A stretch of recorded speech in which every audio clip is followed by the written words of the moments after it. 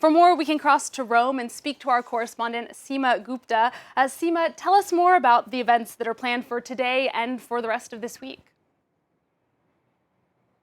Well, what we do know is that the body will be transferred this morning from the monastery in which the Pope Emeritus Benedict XVI lived for the last decade and where he also died on Saturday morning at age 95. It will be transferred to St. Peter's Basilica, and there the faithful will be able to say their final farewell and pay their final respects. The body will lie in state for 3 days, every day till 7 p.m. local time. And so we expect that there will be the faithful coming for that. Now, the Vatican did release some images of the body. We saw the Pope Emeritus dressed in red papal robes. He was wearing a gold-edged mitre on his head.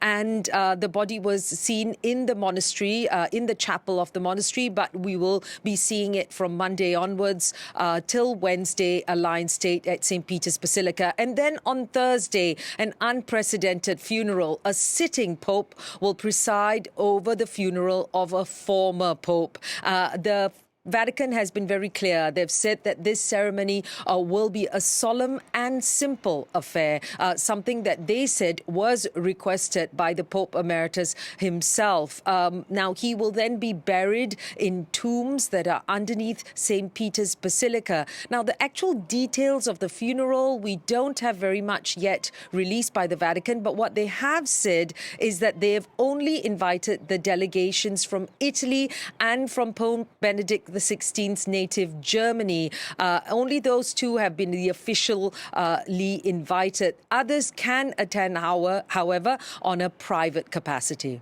And Seema, you covered the last papal funeral of John Paul II, but this time around it's going to be very different. Yes, indeed. I mean, for instance, we didn't see the tolling of the bells when the Pope Emeritus died, or an announcement in the square, like what you saw at the last papal funeral back in 2005. That was, of course, of the then Pope John Paul II. And that was a pope that had a papacy that lasted some 27 years. And so it was a massive funeral, of course, of a sitting pope. We saw presidents, prime ministers and kings from more than 100 countries attending that funeral. That funeral was presided over by the then Cardinal Joseph Ratzinger, who then went on in a conclave to be elected Pope Benedict XVI. Now, 2 million people queued for 4 days, day and night, in order to pay their respects to John Paul II. And some 300,000 people packed the square and the streets around to attend his funeral back then in 2005. Italian authorities, the security officials here, say they expect some 60,000 or so. They're estimating that will attend Pope Benedict XVI's funeral. So a clear distinction that this is not a sitting pope. This is a Pope Emeritus. He made that decision some 10 years ago in order to resign. And so you had that situation of two popes at the Vatican.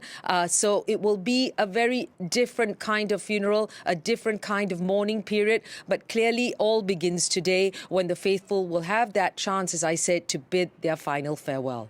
All right, Seema, thank you so much for that update. That's France 24's Rome correspondent, Seema Gupta.